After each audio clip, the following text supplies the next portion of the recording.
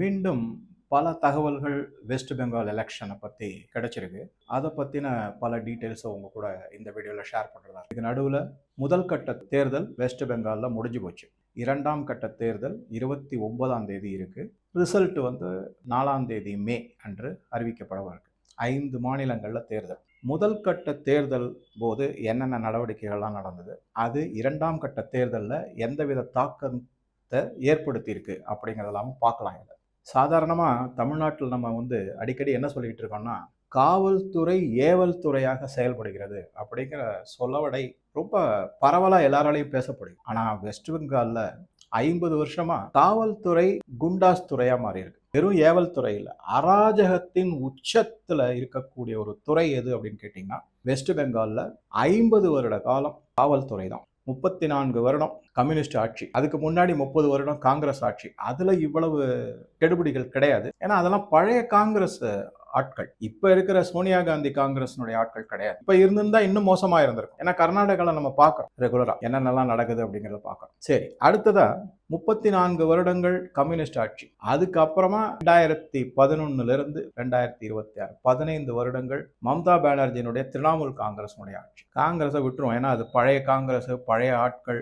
எல்லாருமே அவங்க கொஞ்சம் தேசியவாதம் எல்லாம் இருந்தவங்க, தர்ம நியாயத்துக்கு கொஞ்சம் கட்டுப்பட்டு இருந்தாங்க. அதனால இந்த கம்யூனிஸ்ட் எப்படி ஆட்சிக்கு வந்தது, அதுக்கப்புறம் திரிணாமுல் காங்கிரஸ் எப்படி ஆட்சிக்கு வந்தது, இது எல்லாமே நமக்கு விவரமா தெரிஞ்சதுதான். அந்த காலகட்டத்தில் எந்த விதமான வளர்ச்சியும் கிடையாது. இந்த காலகட்டத்தில் தான் இந்த காவல்துறை வந்து எவ்வளவு மோசமான நடவடிக்கைகள்லாம் செஞ்சிருக்காங்க அப்படிங்கிறத பார்க்க. இதுக்கு ஆரம்பத்தில் விதை போட்டது பிரிட்டிஷ் அரசு. இதை எப்படி கொண்டு போகலாம் அப்படின்னு பார்த்தீங்கன்னா, கலர் கோடிங் அப்படின்ற மாதிரி கொண்டு போகலாம். ஒயிட் யூனிஃபார்ம், கிரீன் யூனிஃபார்ம், காக்கி மற்றும் ஒயிட் யூனிஃபார்ம். இதை தவிர சாதாரண காவல்துறை, இது வந்து ஒரு மார்க். இந்த ஒயிட் யூனிஃபார்ம் காவல்துறையை வந்து யார் கொண்டு வந்தாங்க அப்படின்னு பார்த்தீங்கன்னா, நான் எதுக்காக வந்து இந்த காவல்துறையை குறிப்பாக இந்த வீடியோவில் கொஞ்சம் விவரமாக எடுத்து செய்கிறேன் அப்படின்னா, பல நிகழ்வுகள் நடந்திருக்கு, இதுக்கு முன்னாடியும் பல நிகழ்வுகள் நடந்திருக்கு. ஆனால் இந்த முதல் கட்ட வாக்குப்பதிவின் போது நடந்த மிக மிக கொடூரமான 2 செயல்களை நம்ம பார்க்கலாம். ஒன்று வந்து ராகேஷ் சிங் அப்படிங்கிறவர், இவர் வந்து ஃபிராட் ஹக்கீம் அப்படிங்கிற, இந்த ராகேஷ் சிங் வந்து பாஜக வேட்பாளர், ஃபிராட் ஹக்கீம் திரிணாமுல் காங்கிரஸினுடைய வேட்பாளர். அவர் மேயரா வேற இருக்காரு கொல்கட்டா. அவருக்கு எதிர்த்து இவர் போட்டியிடுறாரு இந்த ராகேஷ் சிங். இந்த ராகேஷ் சிங்கையும் அவருடைய மகளையும் ஓட ஓட விரட்டி அடிச்சு லத்தி சார்ஜ்னு சொல்ற மாதிரி செஞ்சு கடுமையான தாக்குதலுக்கு உள்ளாக்கப்பட்டார். யார் அதை செஞ்சிருக்காங்கன்னா, திரிணாமுல் காங்கிரஸினுடைய கேடர், அவங்களுடைய தொண்டர்கள்னு சொல்லக்கூடிய குண்டர்கள் செஞ்சிருந்தா ஓகே. ஆனா போலீஸே இதை செஞ்சிருக்கு. அதனாலதான் அது ஒரு முக்கியமான பாயிண்ட். அது அப்புறம் எப்படி நடவடிக்கை எடுத்தாங்கிறத பின்னாடி பார்க்கலாம். இது ஒரு இன்சிடென்ட் உதாரணம். இன்னொரு உதாரணம் என்ன அப்படின்னு பாத்தீங்கன்னா, குமார்கஞ்ச் அப்படிங்கிற ஒரு இடம். அந்த இடத்துல இருக்கக்கூடிய வேட்பாளர் சுவேந்து சர்க்கார். இவரை நீங்க பார்க்கலாம், ஓட ஓட ஓட விரட்டி திரிணாமுல் காங்கிரஸினுடைய தொண்டர்கள்னு சொல்லக்கூடிய ரோஹிங்கியாஸும் பங்களாதேஷிகளும் அடிச்சு விரட்டுறாங்க. நல்லா கவனிங்க, இது சுவேந்து அதிகாரி கிடையாது, பாஜக தலைவர், வெஸ்ட் பெங்காலுடைய சுவேந்து அதிகாரி தலைவர் கிடையாது, இது சுவேந்து சர்க்கார். சுவேந்து அதிகாரியும் அதே மாதிரி விரட்டினாங்க போன எலெக்ஷன்ல. இந்த எலெக்ஷன்ல சுவேந்து சர்க்கார் அந்த மாதிரி ஓட ஓட விரட்டி அவர் உயிருக்கே ஆபத்து ஏற்படுற அளவுக்கு பண்ணிருக்காங்க. காரெல்லாம் அடிச்சு உடைச்சிருக்காங்க, அந்த மாதிரிலாம் செஞ்சிருக்காங்க. அவருக்கு பாதுகாப்பு கொடுக்க வேண்டிய போலீஸ், அந்த யாரு தாக்குதல் செய்யறாங்களோ இந்த குண்டாஸ், ரோஹிங்கியாஸுக்கும் மற்றும் பங்களாதேஷி இஸ்லாமியர், அவங்கள இன்னும் உசுப்பி விடுறாங்க. அந்த மாதிரி தான் பார்த்தேன் நம்ம வீடியோஸ் எல்லாம் பார்க்கும்போது. அப்புறம் அவர் உயிருக்கு பயந்து ஓடுறாரு, அப்படியே தெரிச்சு ஓடுறாரு. இது பாஜக வேட்பாளர் சுவேந்து சர்க்கார், அவர்களுடைய நிலைமை இந்த மாதிரி இருக்கு. இந்த மாதிரி ஒரு சிச்சுவேஷன்ல தான் இந்த போலீஸை பத்தி நம்ம கொஞ்சம் தெரிஞ்சுக்கணும், பேக்ரவுண்ட் என்ன அப்படிங்கிறதுக்காக தான் இந்த வீடியோல. பிரிட்டிஷ் அரசாங்கம் என்ன பண்ணாங்கன்னா, 1865களில் வெஸ்ட் பெங்கால் தான் ஆக்சுவலா நான் பல வீடியோல சொல்லியிருக்கேன். பாம்பே வந்து இன்னைக்கு ஃபைனான்சியல் சென்டர், இண்டஸ்ட்ரியல் சென்டர் எல்லாமே இப்ப சமீப காலத்துல வந்ததுதான். அதாவது வெஸ்ட் பெங்கால்ல காங்கிரஸ் ஆட்சி முடிந்து கம்யூனிஸ்ட் ஆட்சி வந்ததுக்கு பிறகுதான் பாம்பே ஓரளவுக்கு வளர ஆரம்பிச்சது. அதுக்கு முன்னாடி இருந்தது நிறைய textile industry, pharma industry, chemical industry இருந்தது. ஆனால் அந்த காலகட்டத்தில் கொல்கட்டா தான் மிக மிக முக்கியமான நகரம் அப்படிங்கிறது. இந்த பிரிட்டிஷ் அரசாங்கம் என்ன பண்ணாங்க அப்படின்னா, போலீஸ் ஃபோர்ஸை இன்ட்ரடியூஸ் பண்ணாங்க, காவல்துறையை. அங்க இருக்கக்கூடிய தட்பவெப்ப நிலை ரொம்ப கடுமையான வெயில் இதெல்லாம் இருக்கிறதுனால ஒயிட்ல யூனிஃபார்ம் கொடுத்தாங்க. இந்த ஒயிட் யூனிஃபார்ம் அப்படிங்கிறது எதுக்காக கொடுக்கப்பட்டது அப்படின்னா, ஒரு சின்ன பேக்ரவுண்டு, இது கொஞ்சம் பிசிக்ஸ் தான். ஒயிட் பாடி வந்து அப்சர்வ் பண்ணாது. ஒயிட் கலர் என்றைக்குமே வந்து வெப்பத்தை அதிகமாக உள் வாங்காது, தடுத்து நிறுத்திடும், வெளியிடும். ஆனால் பிளாக் பாடிஸ்னு சொல்லக்கூடிய பிளாக் பாடி ரேடியேஷன் ஒரு டாப்பிக்கே இருக்குது. அதை நீங்கள் எடுத்து கொஞ்சம் படித்து பார்க்கலாம். அதனால ஒயிட் யூனிஃபார்ம் தட்பவெப்ப நிலைக்கு வெப்பம் அதிகமாக இருக்கிறதுக்காக கொடுத்தாங்க. இப்போவும் அது இருக்குது. ஒயிட் யூனிஃபார்மில் தான் போலீஸ்காரர்கள் இருப்பாங்க. அது இப்போவும் நீங்கள் பார்க்கலாம். இது வந்து பிரிட்டிஷ் அரசாங்கம் அமைத்த ஒரு, நானே நிறைய 2-3 தடவை கல்கட்டாக்கு போகும்போது பார்த்துருக்கேன். இவங்க இங்கே போலீஸ்காரங்களாம் இங்கே வந்து ஏதோ வெள்ளை உடையில போடுறாங்க யூனிஃபார்ம், சரி ஏதோ அப்படின்னு சொல்லிட்டு பார்த்துருக்கேன் நிறையா. அது மாதிரி இது வந்து ஒரு பக்கம் அது இருக்கட்டும். அடுத்ததான் நீங்க யார அதாவது பிரிட்டிஷ் அரசாங்கம் போலீஸ் துறை, காவல்துறையை அமைத்ததுக்கு காரணமே அடக்குமுறை, ஒடுக்குமுறை தான். நீங்க பாத்தீங்கன்னா பிரிட்டிஷ் அரசாங்கத்துல இருக்கக்கூடிய இந்திய ராணுவ வீரர்களோ அல்லது காவல்துறையை சேர்ந்தவர்களோ இந்தியர்களுக்கு எதிராக தான் செயல்பட்டிருக்காங்க. ஒபே த ஆர்டர்னு அவங்கள பிரெயின் வாஷ் பண்ணி எதிர்த்து நிற்க திராணி இல்லாம அவங்களுக்கு இந்த மாதிரி நிறைய இடத்துல நம்ம சினிமால எல்லாமும் பார்த்துருக்கோம், நேர சரித்திரத்துல எல்லாமும் படிச்சிருக்கோம், எல்லாம் செஞ்சிருக்கோம். இதே காவல்துறையும் சரி, ராணுவமும் சரி, இந்தியர்களுக்கு எதிராக இந்தியர்கள் இருந்த காவல்துறையும் இந்தியர்கள் இருந்த பிரிட்டிஷ் ராணுவத்துறையும் இந்தியர்களுக்கு எதிராகவே தான் நடந்து கொண்டார்கள். அப்படிதான் அடிச்சு உதச்சிருக்காங்க. அதெல்லாம் பார்த்து அதுக்கு அடுத்தது அப்படியே வந்தீங்கன்னாக்க இது அப்படியே காப்பி அடிச்சிருக்காங்க. யாரு? கம்யூனிஸ்ட். 1980களில் கம்யூனிஸ்ட் காங்கிரஸை ஒழிச்சு கட்டிட்டு வெஸ்ட் பெங்கால்ல ஆட்சிக்கு வந்து 34 வருடம் அராஜக ஆட்சி பண்ணாங்க. ஒரு விதத்திலையுமே எந்த விதமான பொருளாதார முன்னேற்றமோ, வேலை வாய்ப்போ இல்ல வேற எந்த விதமான முன்னேற்றம், இன்ஃப்ராஸ்ட்ரக்சர் எதுவுமே ஒன்றும் பெருசா ஆகலை. இன்னைக்கும் ட்ராம் ஓடிக்கிட்டு இருக்கோம். இந்த கம்யூனிஸ்ட் ஆட்சிக்கு வந்த போது அவங்க இப்போ எப்பவுமே நீங்க பாத்தீங்கன்னா வேலை வாய்ப்பு உருவாக்கும், அது லட்சக்கணக்கில் கொடுப்போம், அது இதுன்னு சொல்லி தான் வருவாங்க. அந்த மாதிரி சொன்னதுனால என்ன ஆச்சுன்னா, முதல்ல கம்யூனிஸ்ட் வந்த உடனே மக்கள் எல்லாரையும் அவங்க வந்து இந்த பார்ட்டி மெம்பர்ஷிப் அப்படின்னு, பார்ட்டி கார்டு அப்படின்னு சொல்லுவாங்க. நானே 2-3 பேர்கிட்ட பார்த்துருக்கேன். என்னுடைய பெங்காலி நண்பர்கள் மும்பையில் இருக்கிறவங்க எல்லாம் அந்த காமிச்சிருக்காங்க அந்த கார்டை. சொல்றது 20 வருஷத்துக்கு முன்னாடிலாம். பார்ட்டியோட கார்டு அப்படின்னா கம்யூனிஸ்ட் பார்ட்டியோட கார்டு இருக்கும். அந்த கார்டு இருந்தால் தான் உங்களால எந்த வேலையுமே செயல்படுத்த முடியும், இல்லைன்னா ஒரு வேலை ஆகவே ஆகாது. அந்த மாதிரி தான் இருந்தது காலகட்டத்தில். அந்த பார்ட்டி கார்டு வச்சிருக்கிறவங்க எல்லாருக்குமே காவல்துறையில வேலை வாய்ப்பு கொடுத்தார்கள். ரெக்ரூட்மெண்ட் மிகப்பெரிய அளவிலான ரெக்ரூட்மெண்ட். நல்லா கவனிங்க, இந்த ரெக்ரூட்மெண்ட் எல்லாமே கான்ட்ராக்ட் பேசிஸ்ல தான் செஞ்சாங்க. கம்யூனிஸ்ட் ஆனால் வெளியில தொழிற்சாலைகள் எல்லாம் எடுத்து பேசி அதை பத்தின போராட்டம் நடத்தும் போது இந்த லட்சணம் உங்களை நிரந்தரமான பணியாளர்கள் ஆக்கணும்னுவாங்க, ஓய்வூதியம் இவ்வளவு கொடுக்கணும் அவ்வளவு கொடுக்கணும்லாம் நிறைய போராட்டம். அதெல்லாம் அந்த கான்செப்ட் உங்களுக்கு எல்லாமே தெரியும். ஆனா தான் ஆட்சியில இருக்கும்போது இந்த காவல்துறையில கொடுக்கப்பட்ட வேலை வாய்ப்புகள் அனைத்துமே கான்ட்ராக்ட் பேசிஸ்ல தான் இருந்தது. 15,000 12,000 அவ்வளவுதான் சம்பளம். அவங்களுக்கான என்ன பண்ணாங்கன்னா, இந்த வெள்ளை யூனிஃபார்ம் இல்லாம பச்சை நிறத்துல யூனிஃபார்ம் கொடுத்தாங்க. இந்த பச்சை நிறம் அப்படின்னு வந்தாலே உங்களுக்கு வந்து உள்ள ஒரு உணர்வு தோன்றும், எதை சார்ந்து இருப்பாங்க. அது வேண்டுமென்றே உடனே சில பேர் கேட்கலாம், சார் ராணுவத்துல கூட தான் பச்சை நிறம் யூஸ் பண்றாங்க. நல்லா கவனிங்க, ஒரு காலத்துல இருந்தது பச்சை நிறம், அது வந்து ஆலிவ் கிரீன் அப்படின்னு சொல்லுவாங்க. இவங்களுக்கு இந்த கம்யூனிஸ்ட் கட்சியோ மற்ற காங்கிரஸ் கட்சியோ கையில் எடுக்கக்கூடிய பச்சை நிறத்துக்கும் ராணுவத்தில் இருக்கக்கூடிய ஆலிவ் கிரீன் பச்சை நிறத்துக்கும் நிறைய வேறுபாடுகள் இருக்கு.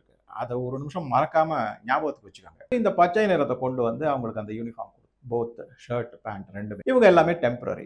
இங்க தான் மிக மிக மோசமான ஒரு நடவடிக்கை என்ன நடந்தது அப்படின்னா, இந்த காவல்துறைக்கு எந்த பெரிய ரூல்ஸ் ரெகுலேஷன்ஸ்லாம் எதுவுமே கிடையாது. முதல் பாயிண்ட்.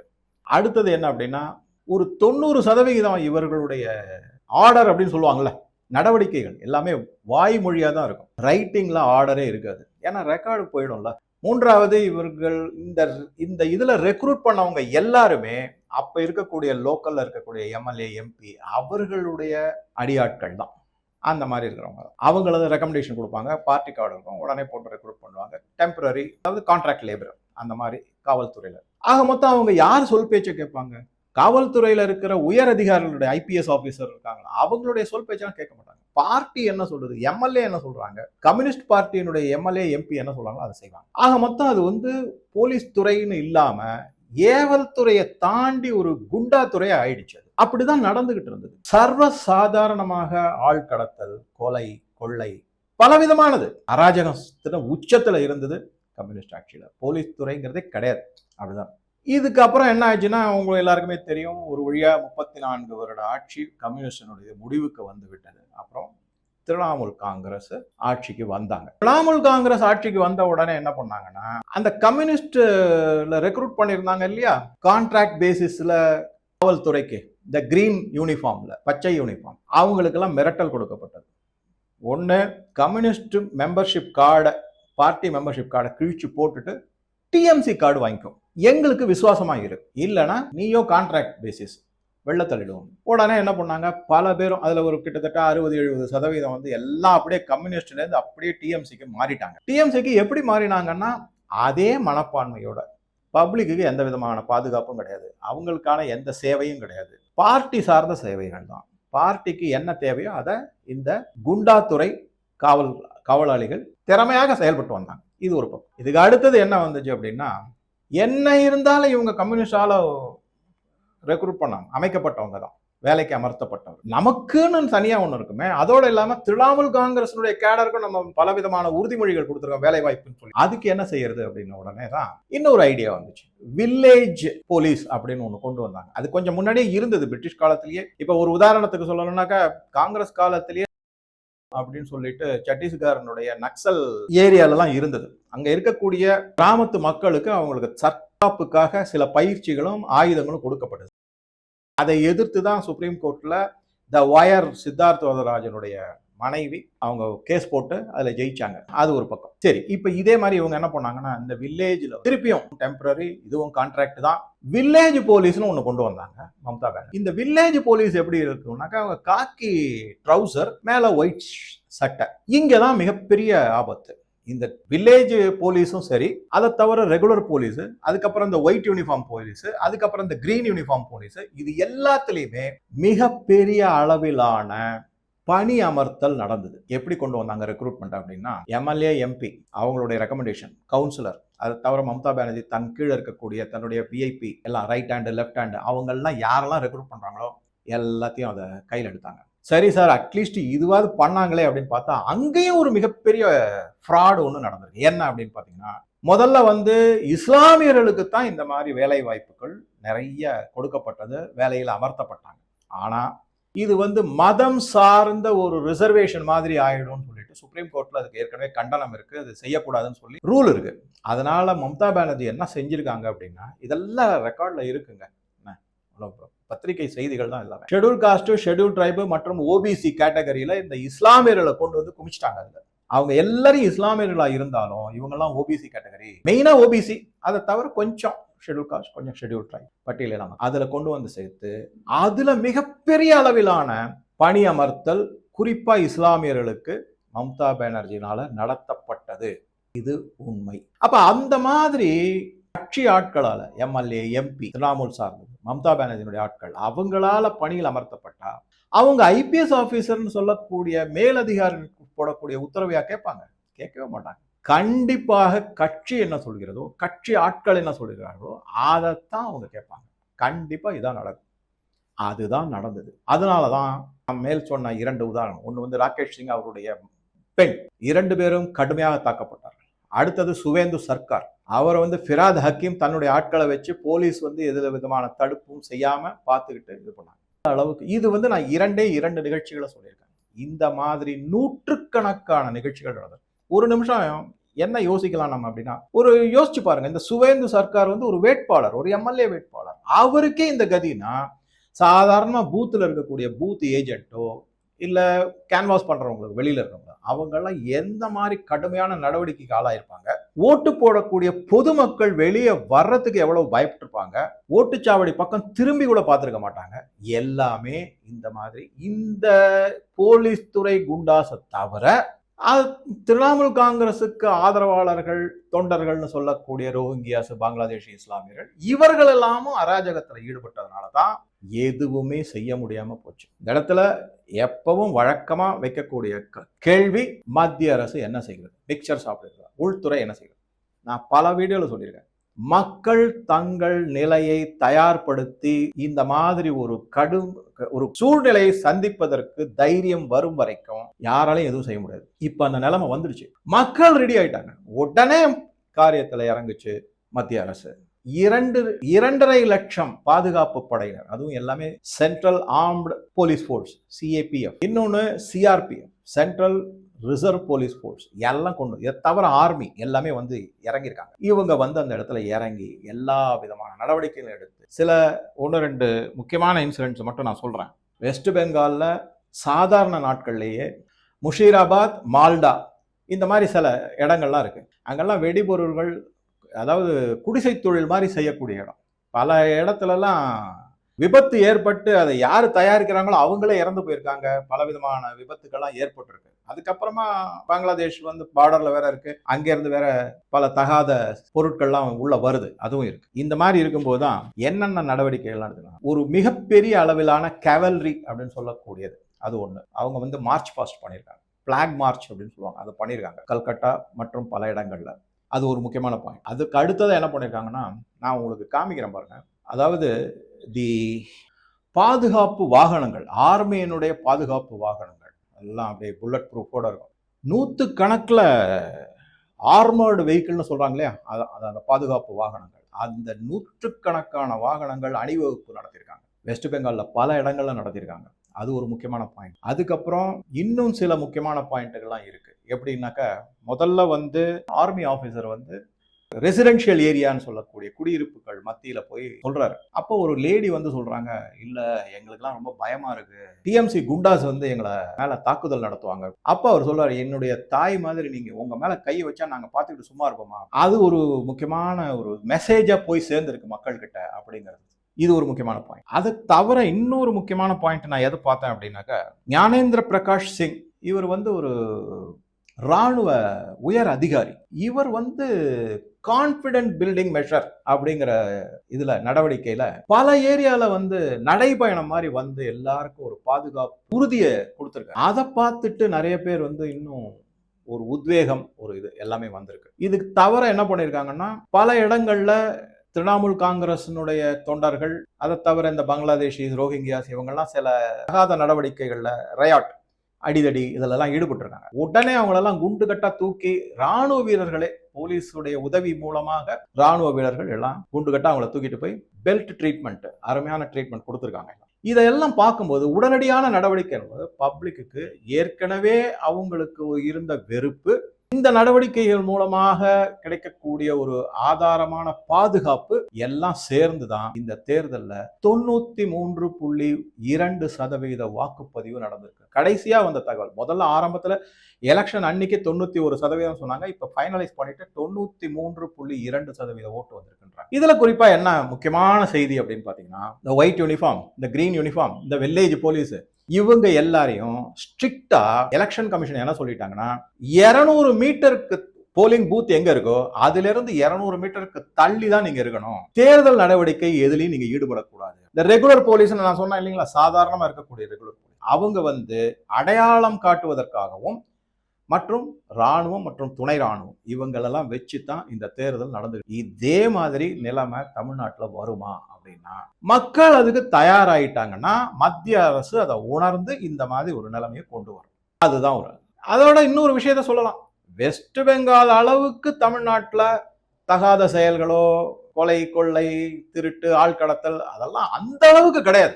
ஓரளவுக்கு அமைதியான மாநிலம் அப்படின்னு தான் நடக்குது. பல தகாத செயல்கள் நடக்குது, அது வேற விஷயம். அதை கம்பேர் பண்ணும்போது இது ஒன்றும் பெரிய அளவு கிடையாது. அதனால அந்த அளவுக்கு வருமா, அது கொஞ்சம் சந்தேகம் தான். ஆனா இங்க மக்கள் தயாராயிட்டாங்கன்னா தலைவர்கள் அதற்கான உறுதுணையாக இருப்பார்கள் அப்படிங்கிறது தெள்ள தெளிவாக. இது மாதிரி பல நிகழ்வு இருந்திருக்கு. இதை எல்லாமே சுப்ரீம் கோர்ட்டை என்ன பண்ணிருக்காங்கன்னா, இந்த அமைதியான முறையில தேர்தல் நடந்ததை வச்சு எலெக்ஷன் கமிஷன் ஆஃப் இந்தியாவை பாராட்டியிருக்காங்க. ஏன்னா முதலாக ஒரு தேர்தலில், ஒரு சட்டமன்ற தேர்தல்ல கொலை நடக்கவில்லை, கொள்ளை நடக்கல, ஆழ்கடத்தல் நடக்கல, அப்புறம் அராஜகமா எதுவும் நடவடிக்கைகள் செய்யப்படல, அதன் பிறகு வயலன்ஸ் சொல்லக்கூடியது எதுவும் நடக்கல. இது எல்லாமே ஒரு கிட்டத்தட்ட ஒரு 6-7 இடத்துல இருக்கக்கூடிய சில போலிங் பூத்துல மட்டும் ரீபோலிங் செஞ்சிருக்காங்க. மற்றபடி முன்னாடிலாம் எப்படின்னா, மக்கள் யாரும் வெளியிலேயே வரவே முடியாது, ஓட்டே போட. நீங்க திரிணாமுல் காங்கிரஸுக்கு ஓட்டு போடுறா இருந்தா அவங்களை அலோவ் பண்ணுவாங்க, இல்லையா நீங்க வீட்டை விட்டு வெளியில வர முடியாது. பல நிகழ்வுகள்லாம் வீட்டுக்கு வெளியில பூட்ட போட்டுருவாங்க அப்படின்னு சொல்லுவாங்க, வெளியே வர முடியாதபடி பூட்ட போட்டுருவாங்க அப்படின்னு சொல்லுவாங்க. அந்த மாதிரி எல்லாம் நடந்திருக்கு. இந்த சமயத்துல இதாவது நான் இப்ப இதை என்ன ஆங்கிள் சொல்லலாம், முதல் கட்ட தேர்தல்ல பெரும்பாலும் மக்களுக்கு மிகப்பெரிய ஒரு பாதுகாப்பு உறுதி செய்யப்பட்டுள்ளது மத்திய அரசினால. அது எதனால வந்ததுன்னா, மக்கள் மனம் மாறி we are ready for change அப்படிங்கிறது. மாற்றத்துக்கு நாங்கள் ரெடியாகி விட்டோம். அந்த மெசேஜ் கிடைச்சதுக்கு அப்புறம் தான் மத்திய அரசுனால நடவடிக்கைகள் முன்னெடுத்து செய்ய முடிஞ்சது அப்படிங்கிறதா முக்கியமான செய்தி. ஸோ இதில் பல கருத்துக்களை அவங்க கூட ஷேர் பண்ணியிருக்கேன். இன்னொரு வீடியோவில் வந்து மம்தா பானர்ஜியினுடைய நிலைமை ஆட்டம் கண்டு இருக்குங்கிறத பல தகவல்கள் மூலமாக தெரிஞ்சு வந்திருக்கு. அதையும் பார்க்கலாம். உங்கள் கருத்துக்களை பதிவிடவும். நன்றி, வணக்கம்.